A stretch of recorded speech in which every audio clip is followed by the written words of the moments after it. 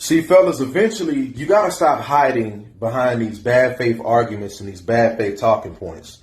Man, women back in the day, man, they wasn't divorcing their husbands, man. They stayed down. They held it down through thick and thin, man. Women back in that time, man, they were more traditional. You obviously, fellas, a lot of you are afraid to know the dark truth of what type of man your grandfather really was. You don't know your grandmother's side of the story, huh? Your great-grandmother spared you.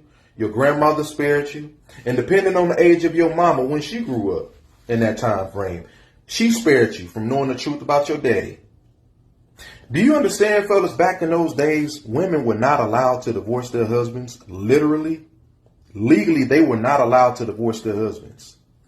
Put yourself in their shoes, fellas. Imagine finding out your husband had 3 or 4 kids in the neighborhood or 2 kids across the street and you couldn't get out of it. You had to stay. Imagine your husband bringing home an STD to you and you couldn't get out of it. You had to stay. An incurable STD at that. You couldn't get rid of that or the husband. You had to stay in both of it. There's a reason why grandma and grandpa slept in a different room, but you never knew the real reason, huh? You never knew the real story, huh? Let me be the bearer of bad news. That might be one of them.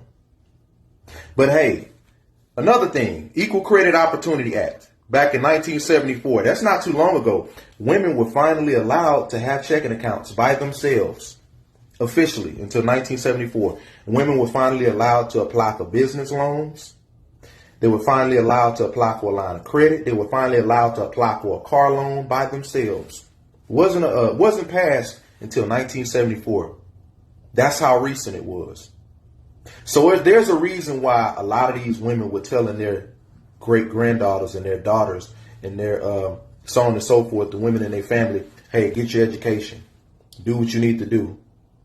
Because a lot of men that hide behind that talking point, that's what I'm talking about right there. Low key, they low key miss being able to manipulate the system and not have to face no repercussions.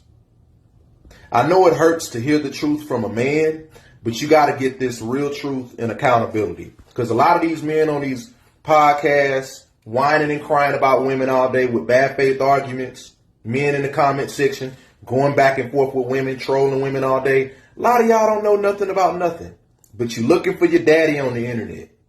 The men in your family has failed you and you don't even know it because the women protected them.